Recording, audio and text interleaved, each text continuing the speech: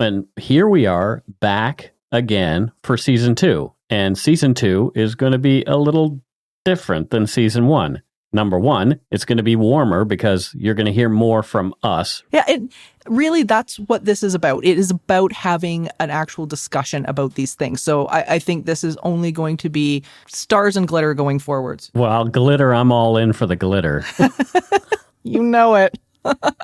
Let's get this show on the road. Welcome to Supernatural Circumstances, the podcast where we take you down the rabbit hole into the enigmatic world of the strange, the paranormal, and the unknown. I'm Morgan Knudsen. And I'm Mike Browne. It's time to dim the lights and settle in. Come along with us on this week's adventure.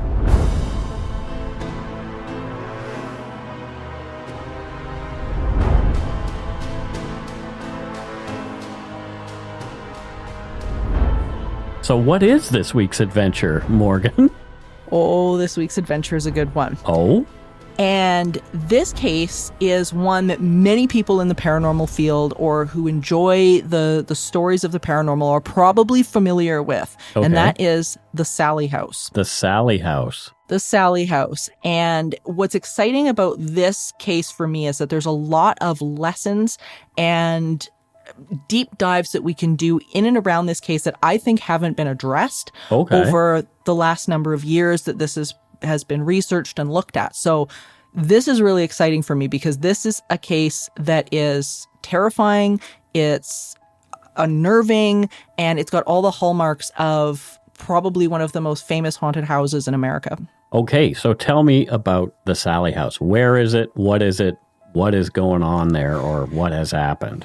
So the Sallie House is a house in Atchison, Kansas, and it was built in the mid-1800s.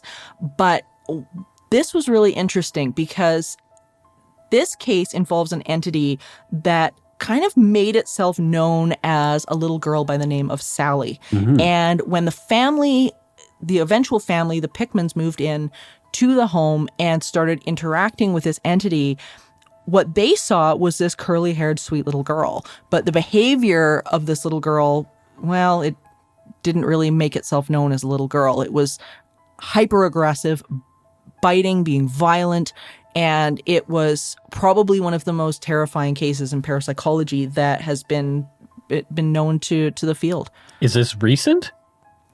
This took place in, well, recent in terms of paranormal. I mean, we were looking at a case that went from, the 1800s all the way through the 90s, mm-hmm. When sightings stepped in, and the show Sightings that probably many of our audience is going to remember. And they took a look at this case to figure out exactly what was going on by bringing in a colleague of mine, Carrie Gaynor, who's an amazing parapsychologist. Cool. And we have a guest today, apparently. We absolutely do, and that is Denise Pridemore. Now, she was the docent, or basically host or tour guide at the Sallie House after the Pickmans had left. So she's got some really interesting stories as well, and might help shed light on what was going on in the house at the time. That sounds really cool, and I'm looking forward to our conversation with her. Oh, it's a good one. Denise, first of all, thank you so much for being here today with us, because I've really been looking forward to chatting with you. It's really cool. You were a tour guide with the Sallie House and what they call a docent. Could you explain that a little bit? Yeah, well, one day my kids had gotten me this lovely book and said, "Hey, Mom, here's a haunted book. I know you see spirits and you like this stuff. So here, here's your book." And it was from Deb and Tony Pickman, their book on the Sallie House. And my kids knew I had an interest because there was, I saw it on a haunting, I saw it on Sightings, and every time it would come on, I would have to watch it. And so we decided one July we went up for a trolley tour. They have haunted and historical trolley tours up there. And where we lived when I was watching all this stuff, we lived in Kansas City, Missouri. We didn't have a computer. This was in the 90s, not everybody had a computer. I remember that. And you couldn't just look it up and find out where everything was. Mm-hmm. And we were on the tour, and I have a book about called Haunted Atchison, and I'm taking notes, and I taped everything that was said. I had a little digital recorder, and I taped everything that was said, and I soaked it in. And my husband's going, okay, so what do you know? And I don't know what I know yet. I don't. So we go through the whole tour, and we come up on the house, the Sallie House, and I look at my husband, I go, that's not what it looked like on a haunting. I mean, isn't that the way? Hey? Yeah, I was really disappointed. And then they start telling the story about a doctor who had lived in the house, and that some a little girl died from a botched appendectomy. And I'm like, well, that's not what they said on a haunting. And that's not what it says in, this, in this article I read, or this article. And I mean, so my eyes were crossing in my, I was going, whatever, I'm having a brain fart now, going, what is all this stuff? And so they didn't have tours of the Sallie House at that point. They didn't start until after Labor Day. So in September that year, we went back for a daytime tour, and we're walking around, and there's little signs on the wall. A paranormal team said. This was in Deb and Tony's book. And I'm like, okay. So again, my eyes are crossing, and I'm thinking really way harder than I should. And suddenly I go into the kitchen, and there's a sign, on the door, and a rope across it saying, first off, do not cross the line. And then it said, a woman fell to her death down these stairs. And it hit me at that moment in time. I can prove that. I can prove whether or not that happened. I am going to find out about this. And so at the time, like I said, there were no tour guides. There were just people who were standing around, making sure that you didn't go across the ropes into the dining room, across the ropes into the nursery, use the bathroom, down the stairs to the basement. That was basically all that there was. And, so it was a self-guided tour. And they had a horrible movie on TV that was created by the people of Atchison for the beginning of the movie for Robbie Thomas on the Sallie House. And it's horrible. It makes the doctor look like he was a horrible drunk doctor, And so I'm watching all this, and I'm going, this is horrible. And I looked at my husband, and I said, we're coming back next weekend. So we went back the following weekend, and I brought every piece of equipment we had. We didn't have a lot, but we brought every piece of equipment we had, because it was only $10 a person. It was cheap, so we go back, we make friends, we teach a bunch of kids how to use dowsing rods and all this. This is just us being us. We like to be people's spirit guides in liquor stores and haunted houses. It works out. And so we have a good time helping people and all this stuff. And we're walking out the door, and I look at my husband. I say, now I got to figure out a way to get in here for free. I can't pay for this. Mm-hmm. Yeah. And so I go to work on Monday, and I look up, how do I volunteer, and how does the place that I volunteer for get money from me volunteering? And the Atchison Chamber of Commerce is who operates all the tours up there, and all their 501(c) goes to education. And I did a bunch of research and found out that 75% of the children in Atchison were on some kind of government assistance. And it's like, I got a good cause. Wow. I said, my company will give $1,000 every 6 months for any 40 hours that I volunteer. My husband's company will give $600 a year for him to volunteer.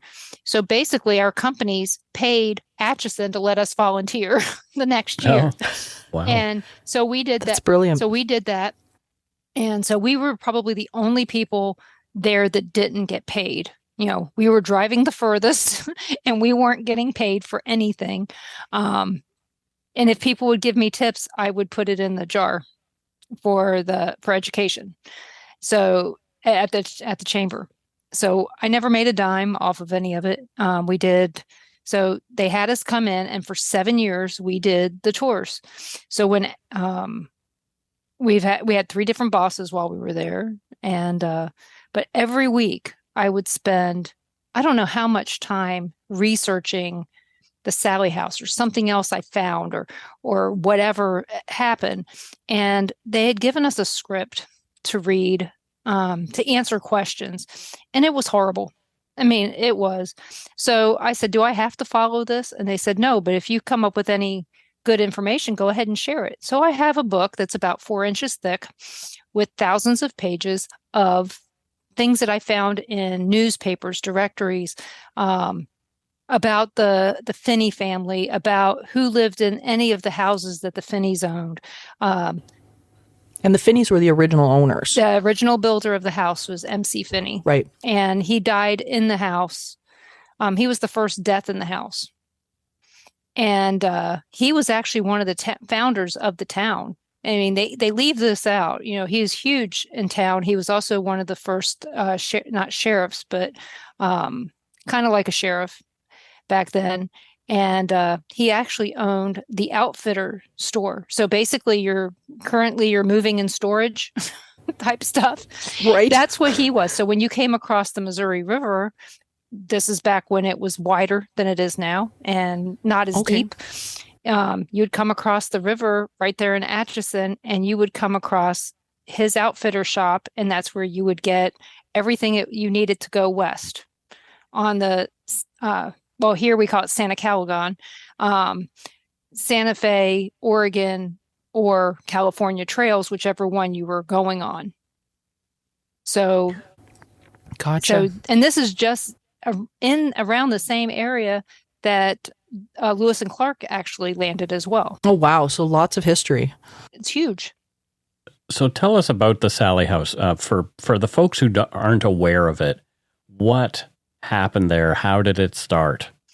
So it started as any other house. Les Smith and his brother bought the house in 1993 and turned it, well, it was already a rental home.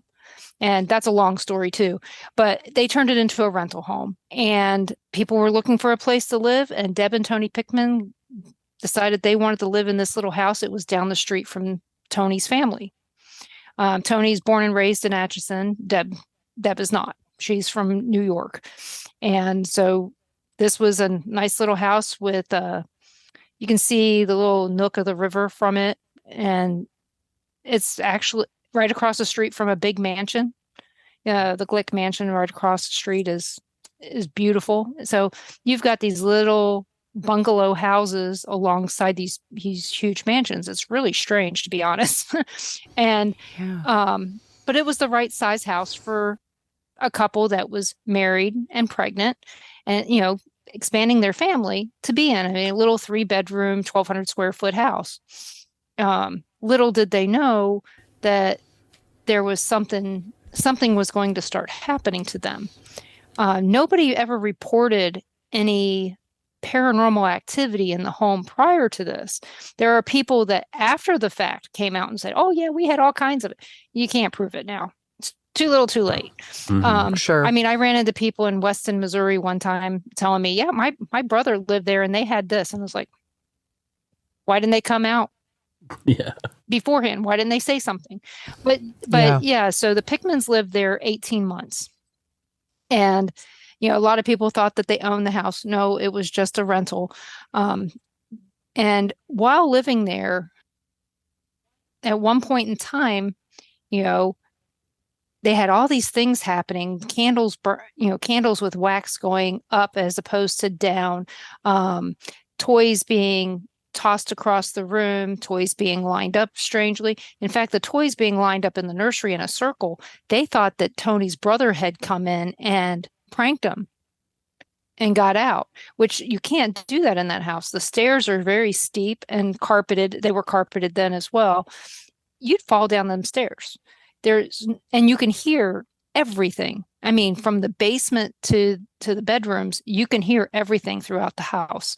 So there was no way he could have snuck in and snuck out. And that was this thing that really got him is, you know, what's going on here? You know, they dealt with that. They had a medium come in. Her name was Barbara Connor. She happened to be in Atchison. So Barbara Connor comes in and she tells them, you know, that they have a little girl in their house and proceeds to tell her that her name is Sally. And Don't know how they got the IE spelling versus the Y spelling. I don't remember that either. But she tells her all this stuff, tells her treat her like a member of the family. And and if you talk to Deb, she always tells everybody, I wanted to have a paranormal experience. That I wanted this so bad. Yeah. And so how much of it's intent?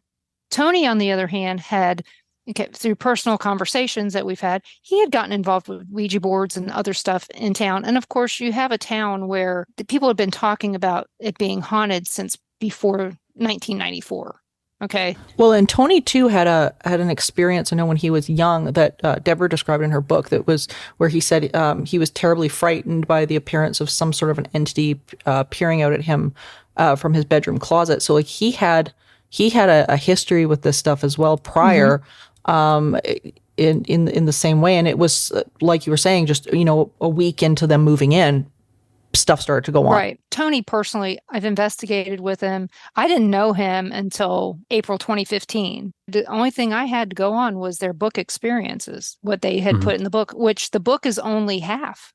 The book that Deb wrote is actually much bigger than the book that we all get to see on the shelf. So who was Sallie? Long story short, nobody knows. Yeah. So at one point in time, there was a lady in town. She was an African-American woman she was not a slave, but she was a servant.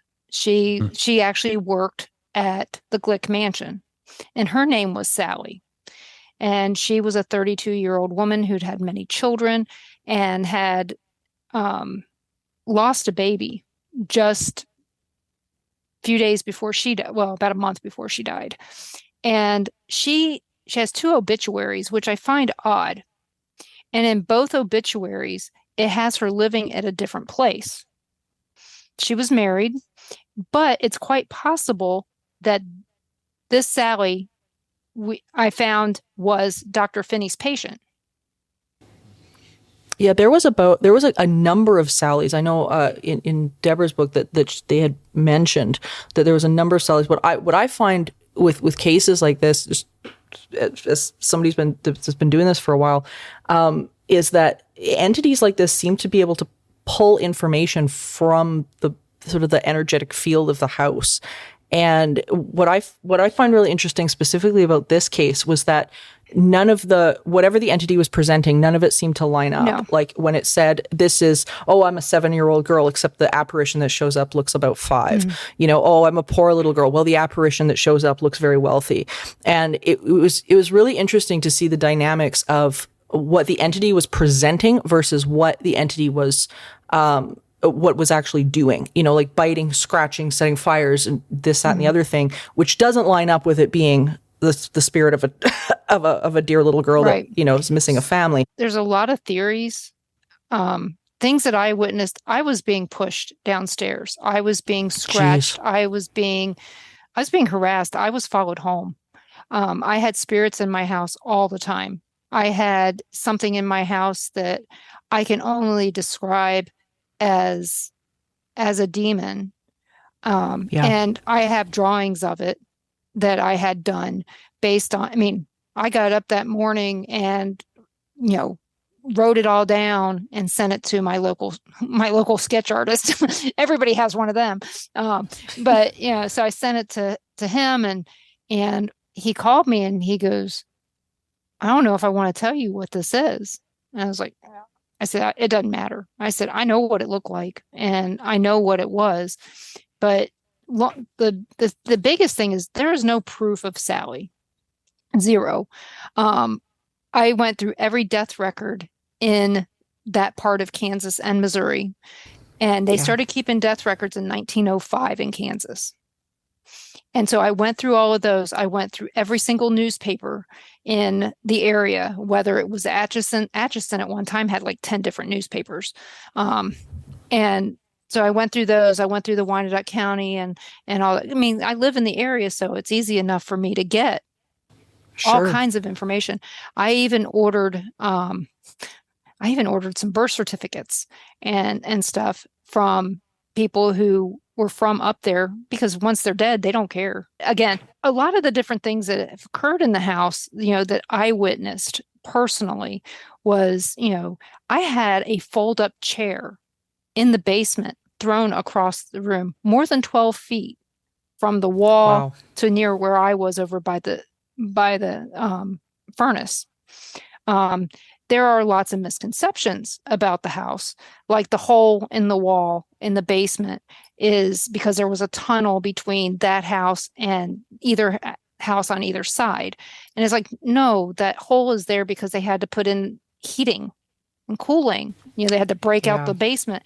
There's rumors that the family lived in the basement while they were building the house. And it's like, why would they do that? They had money. They had a shop. Did you not see Little House on the Prairie? They lived where they worked. One of the other things is there are Indian burial grounds, both to the north and south of Atchison. But one of the most interesting things was the Kansa Indians. That's what they were called, Kansa, Kansa. Mm-hmm. They were in the area, but they were gone before Lewis and Clark got there. And the last of the Kansas died about 10 years ago. It's an oral history, but I interviewed a few of the people that were related to that. And they said, yeah, this was fertile ground. Don't know why. There were buffalo. There were all kinds of stuff. Why did they leave here? And interesting. So you think there might be a connection there between the history of the land and what was going on with the house? As far as I'm concerned, a lot of times I would be standing in the house giving a spiel of, here's what we know. I always did facts, and I gave them the legends and said, you can believe what you want to believe, but these are the facts and these are the legends. And I would be standing there and I would see this sentry in the yard. And my husband goes, well, can you describe him? I go, yeah, he's a very proud man. I said, but he doesn't have feathers.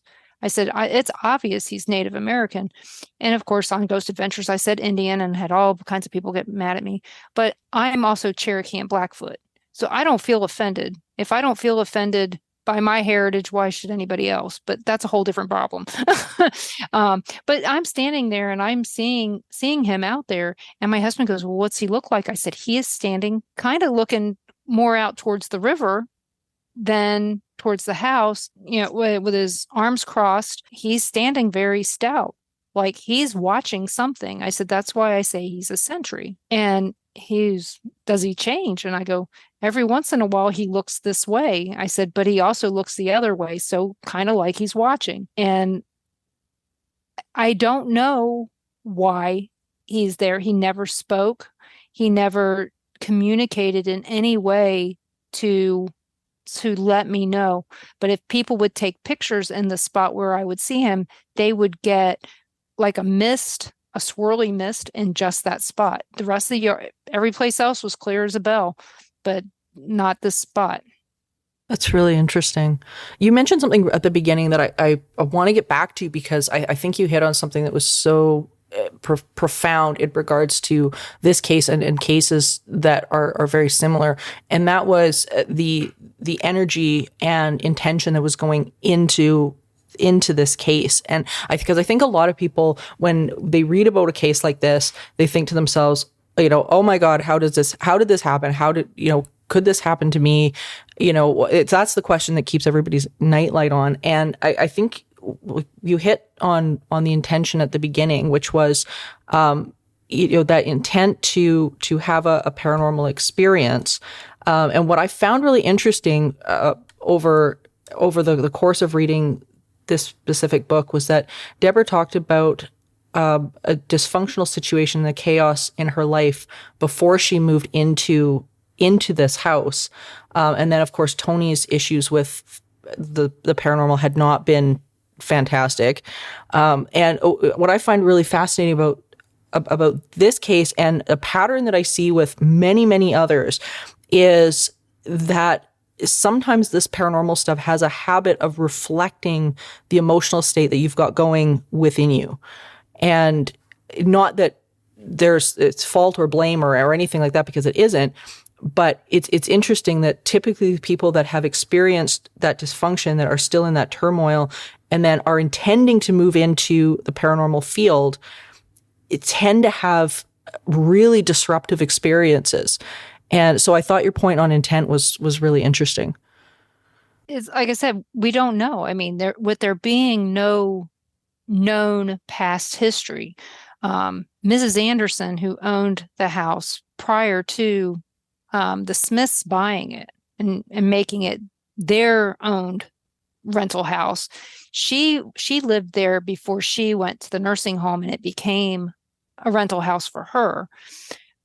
She said she never had anything happen, and her family, her husband actually got into a altercation. Her husband was Dr. Anderson. He got into an altercation with Dr. Finney. Long time before that. In fact, it's all drawn out in a newspaper article about them getting into a fight. And so they ended up buying the house from the Finney family. I always thought that was funny that, everybody talks about, a doctor lived in the house. Well, technically 2 doctors and a doctor's wife, if you get, because you have Dr. Charles Finney, the elder, who lived there, and then his son lived there, who was also a doctor, but his son died before he did. Well, and there was a lot of red flags in this case as well. Mm-hmm. Like when their young baby Taylor was waking up and having trouble, and then there was incidents that Deborah wrote about as well about her cats reacting very, very early and the animals reacting as well. Can you talk about that at all? So there are a couple different things there. One of the things that I found odd when I talked to Tony and Deb about this, because in the book they talk about the cat and the kitchen, and he had gotten home from work, which he still works for the same place, by the way. He still works there, and he comes home and he goes to bed, and Deb went out for the morning, and he hears, sounds like she's got tennis shoes in the dryer. And the washer and dryer at that point was in the kitchen. They did not have a laundry room area, so it's all in the kitchen. And you hear bump, bump, bump, bump, bump, bump, bump, bump. And he doesn't think nothing of it, just thought it was kind of rude that she would have to dry tennis shoes right then and there while he was trying to sleep, because, he slept days. And he comes, later on that day, he says to Deb, that was really, why did you dry the tennis shoes right then? He goes, I was trying to sleep and it kept me up. And, he was already having trouble sleeping because of all the stuff that's going on. And she goes, I didn't put any tennis shoes in there. And when they get in there, they start pulling it out, and there's rust colored stuff all over their clothes. And that's when they found that the cat had been put in the dryer and killed, but not by them. Yeah, it's horrifying. So it was odd. We've actually had, we were giving a tour. We did this thing called the Haunted Hop, where people would come in and we would take them on a trolley tour, and then we would take them to 2 places to investigate. And we had them in the Sallie House, and I saw this one woman's skirt go by the way of a cat's tail. You know how a cat rubs up against somebody? Sure. I saw that happen 2 or 3 times.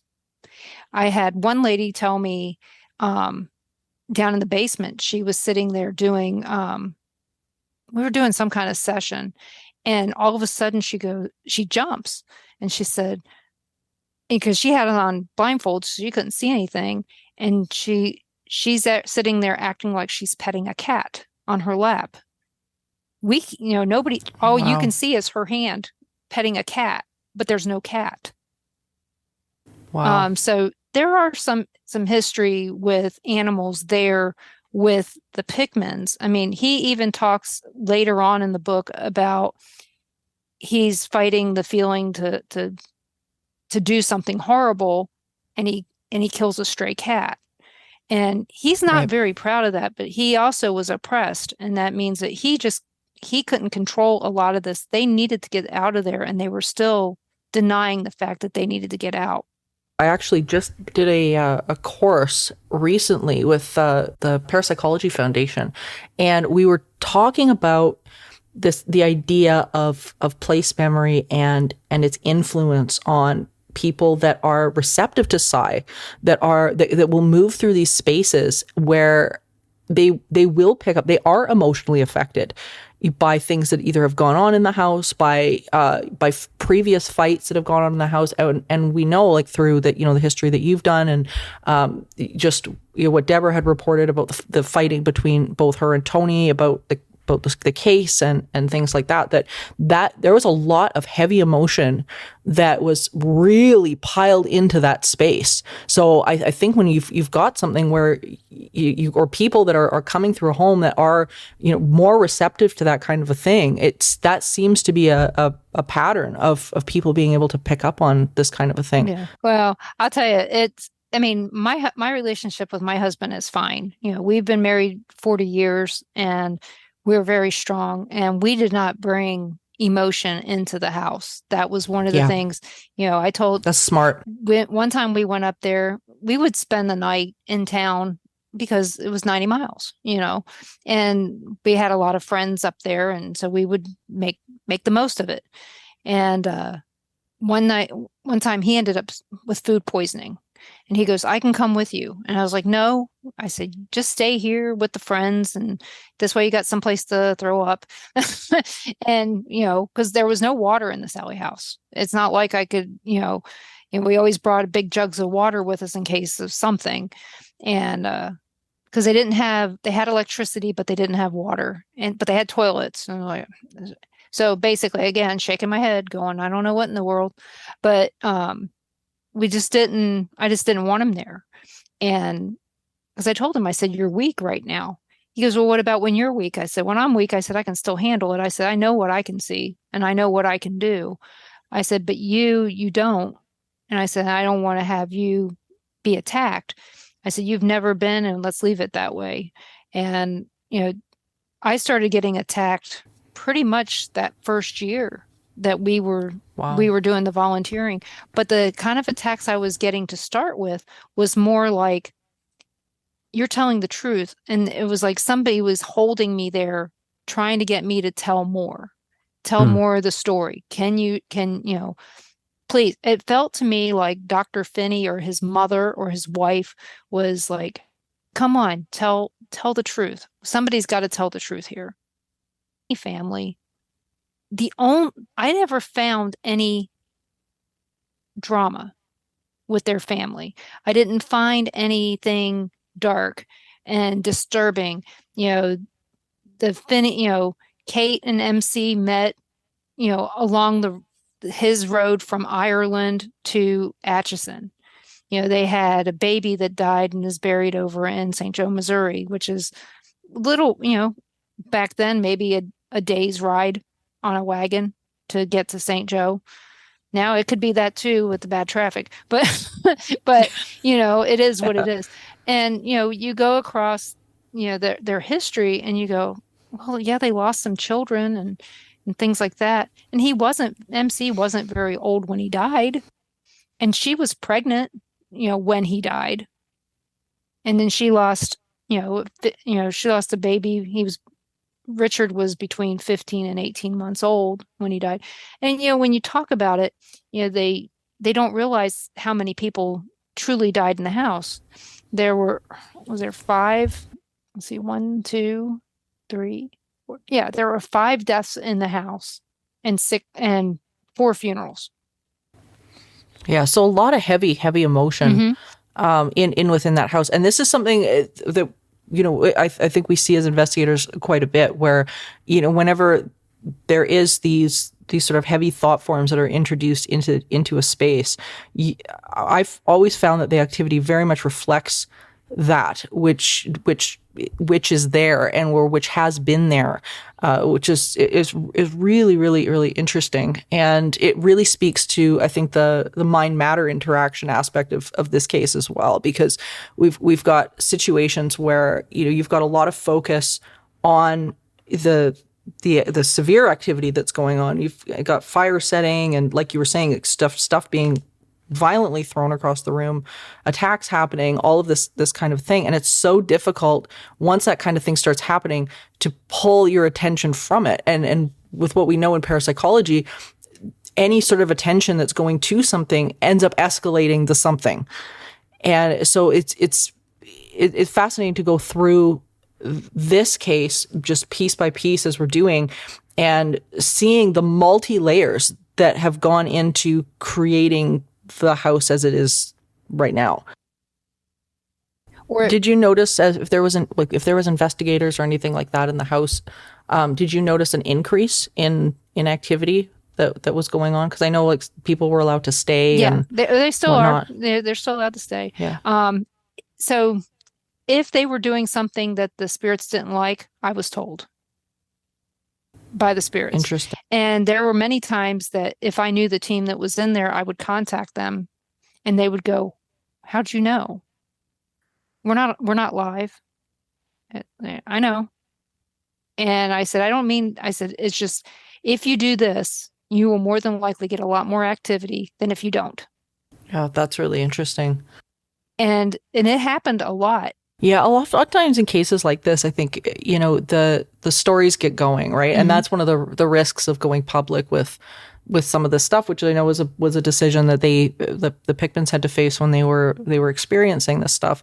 And I think that's one of the things where, and I mean, Mike, you and I are both, pretty public, but like trying to, when you have to announce a story, it's like you're offering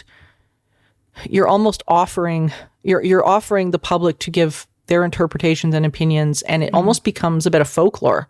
Right. And I know, like, Mike, you found that too. Yeah. Especially, I cover cases on my true crime podcast with, people who've passed away in really violent circumstances. So, and some of them are unsolved. So, the opinions that people put forward on these cases tend to be, really tinged with a lot of emotion. People will come down on one side or the other, and I find it's the same way in paranormal. It is, but again, Dr. Finney and then his son, his son ended up, going in the Navy and all this, and he had daughters. And his daughters are in different places around the country. And so it's now down to, Dr. Finney's grandson's grandkids. They have no clue what's going on with all this. I did send one of the daughters a letter in the mail telling her, I don't know if you know this, but, this is part of your family tree. You might, if you ever get a chance, you might want to contact the Atchison Chamber of Commerce and check it out. But, and she goes, we don't believe in the paranormal. And it's like, okay, that's fine. But I did end up meeting one of the great nephews of Dr. Finney. He came in the house on a tour one time, and I looked at him and I knew right away that he was related, and my husband goes, "How do you know?" And I go, "I don't know." I said, but I asked the kid came to me and he goes, "Yeah, my great uncle was this person." I was like, interesting. I didn't go to him. I waited for him to come to me. But, there's all kinds of weird things that, like in my family, my grandfather was a serial killer. And I look at all this stuff differently than a lot of people. And maybe because of that situation. I don't want people assuming that because my family member was a bad person, that I'm a bad person. And was that family member that was a serial killer always a bad person? No. Sometimes they're really nice people until you irritate them. It is what it is. I was always treated like gold. But, you just never know what's going to happen in those situations. But I want people to basically look at the situation. If it really truly was this bad, how would Dr. Finney, who was elected mayor, he was elected mayor by all the women in town, because in Kansas in 1913, women could vote in all elections except school board and federal. Don't know why not the school board, but but they could vote, and he won the election. If he had been a bad doctor and let a child die, don't you think that the mother of that child would have been screaming from the rooftops, why would you make this guy mayor? He's a horrible doctor. You know, you got to think about it from that standpoint, because back then, I was looking at the newspaper until he ran for mayor. There was not a bad thing said about this guy. It was always he saved this person or he saved this person or, look at what he did here. The horses got away and he stopped these horses from running down the street. Or when he was in the city council, they got sewers in that town because of him pushing sewers in the town. So how come you have nothing bad to say about this guy until after he runs for mayor? Like, a lot of people definitely have that secret side to them. I know, Mike, you can talk about that with the true crime stuff. Of course, where, oh yeah, I don't think we can necessarily establish that he was that diverse person based on his public persona. But at the same time, I think the question is broader than that. I think looking back at the phenomenon itself, to me, as someone who's a parapsychology researcher, this doesn't speak to me as being a human child to begin with. No.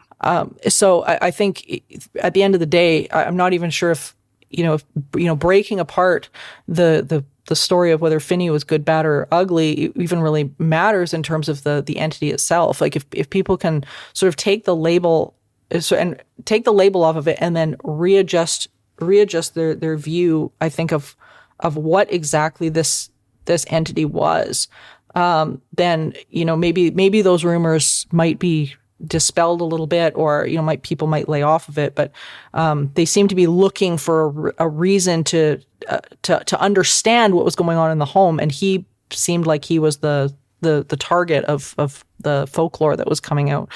But Denise, this has been awesome, and we so appreciate you coming on. What are you up to? Talk about your contact information and show, and where can people listen? So you can listen to me I have a show called The Paranormal Pride. It's on Monday nights currently now it's on Rumble too. So we're on Rumble, YouTube, and Facebook, on the Bill of Rights Network as well. And so you can check that out. YouTube is probably the best place to go, to be honest. Look up The Paranormal Pride. Not hard to find. And from there, I'm also on another show on Tuesday nights called Paranormal Nation Radio. This came out before Paranormal Nation, the show. Paranormal Nation Radio, Not So Normal. And do that every Tuesday night. And we just have a good time. And it's all that matters anyway.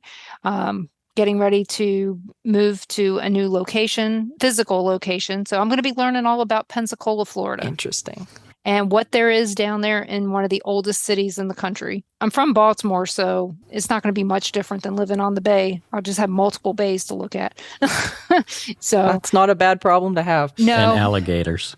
Alligators. But you know what? Alligator tastes really good. Yeah, it does. So I'm not too concerned. I think I'm more concerned about water moccasins. Yeah. Because I'm not going to eat them. But yeah, I'm looking forward to some changes in my life, getting the heck out of Kansas from the winters that won't quit, and hanging out at the beach with my kids. I'm trying to find that haunted beach. There's got to be one somewhere that we can investigate. There has to be. Yeah. Yeah, there's got to be. So that and not in Tampa. I don't want to go to Tampa, but it is what it is, and and for most people, I'll leave you guys with this one thought: the Sallie House and the Villisca Axe Murder House have the same street address. Mm-hmm. Ooh, interesting. And I'm related to both of them in this case. My husband's great uncle was the sheriff in the Villisca Axe Murders. Wow. Mm-hmm. Very fascinating. Thank you so much, Denise. Thank you.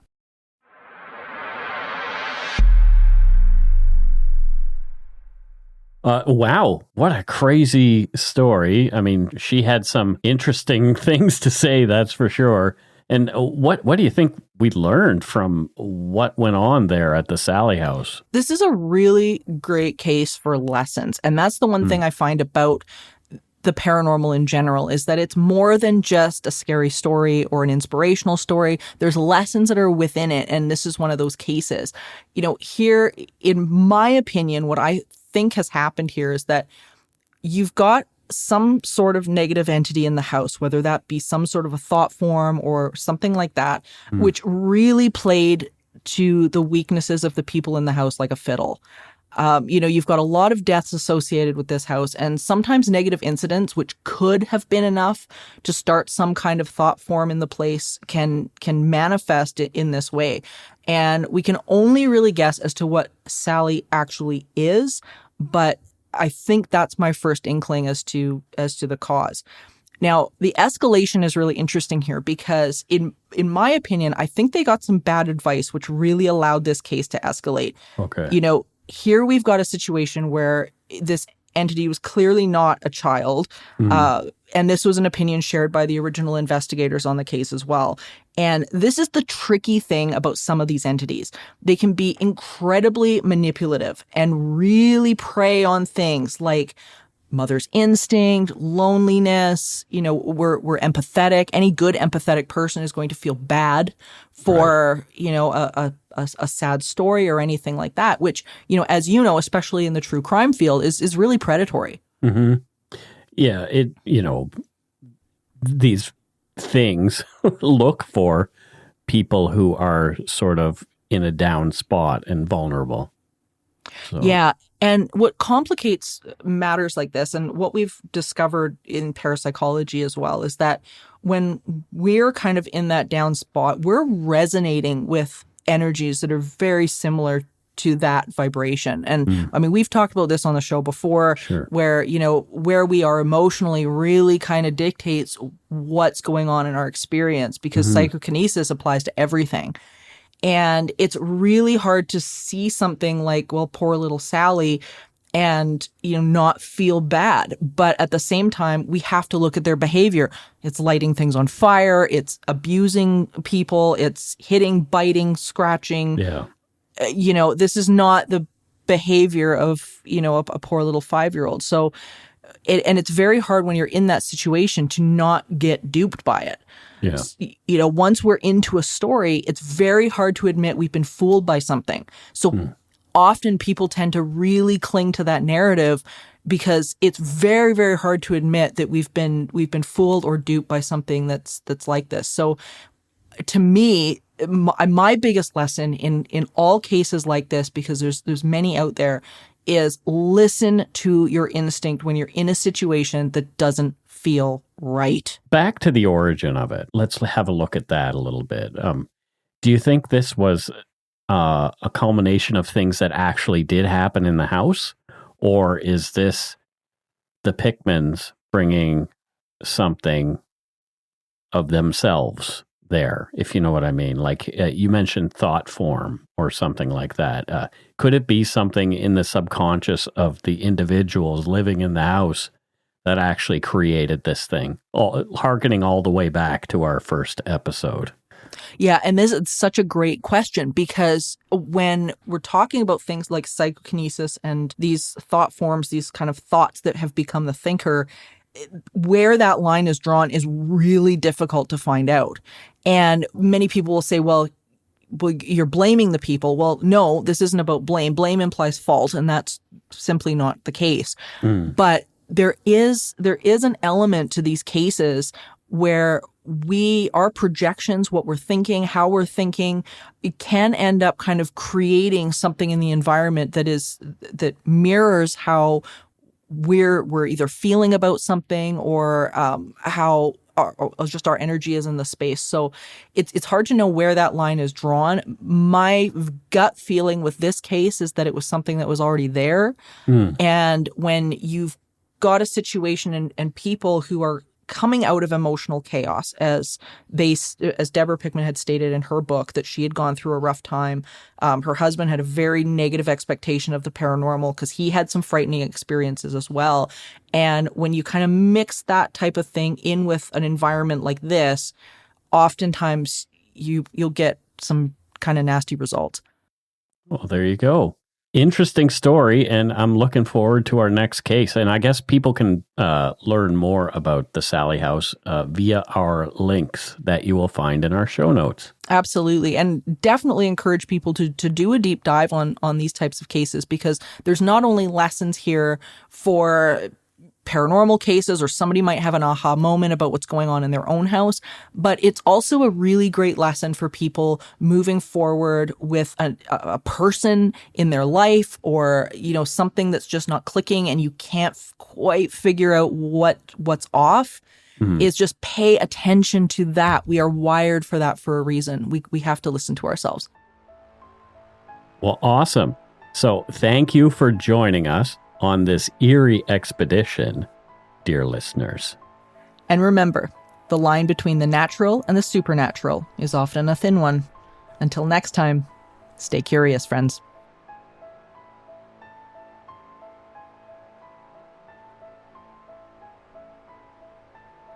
Supernatural Circumstances is a co-production of Entity Seeker Paranormal Research and Teachings and Good Egg Studios. This podcast is part of the Curious Cast podcast network. Theme music by Corey Johnson of Catalyst Records in Edmonton, Alberta. You can learn about Morgan Knudsen at entityseeker.ca and learn more about Mike Browne and listen to his show Dark Poutine at darkpoutine.com. Feel free to email the show at supernaturalcircumstances@gmail.com.